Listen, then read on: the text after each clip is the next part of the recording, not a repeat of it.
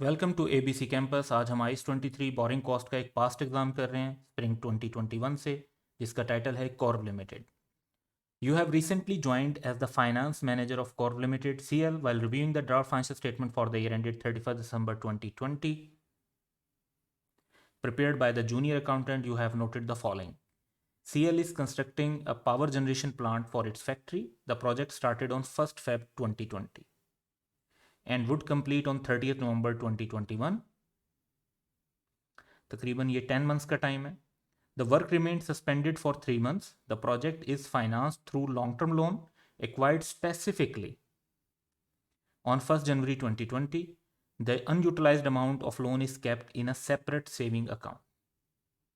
The accountant has deducted income of separate saving account from full year interest on loan and presented the net amount as finance cost in the statement of profit or loss.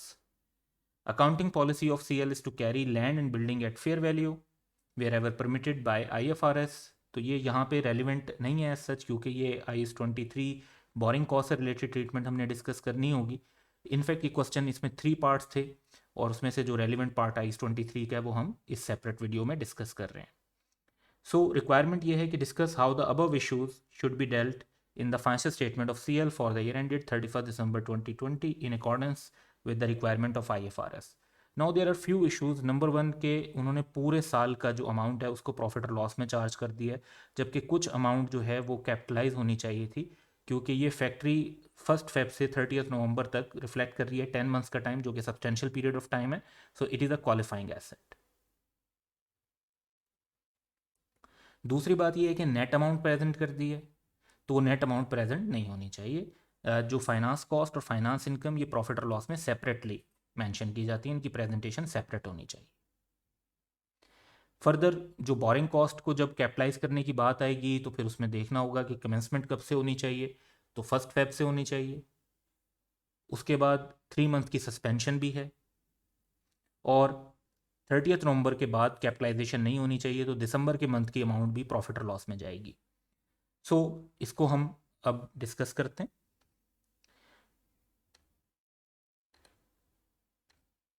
The accounting treatment adopted by accountant जो है वो incorrect है.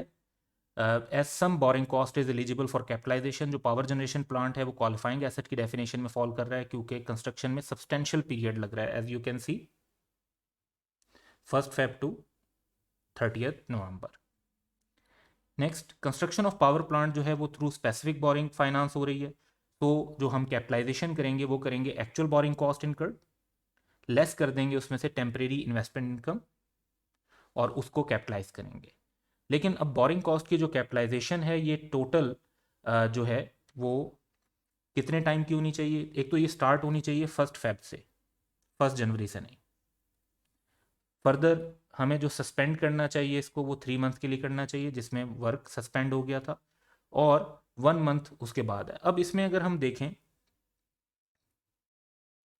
तो जनवरी 3 months जो suspension है और दिसंबर, ये 5 months की अमाउंट तो प्रॉफिट और लॉस में जानी चाहिए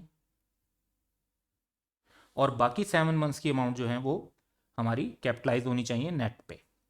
अब जो 7 months की अमाउंट है इनको तो हम कैपिटलाइज कर देंगे, जो ये 5 months की अमाउंट है इनको प्रॉफिट और लॉस में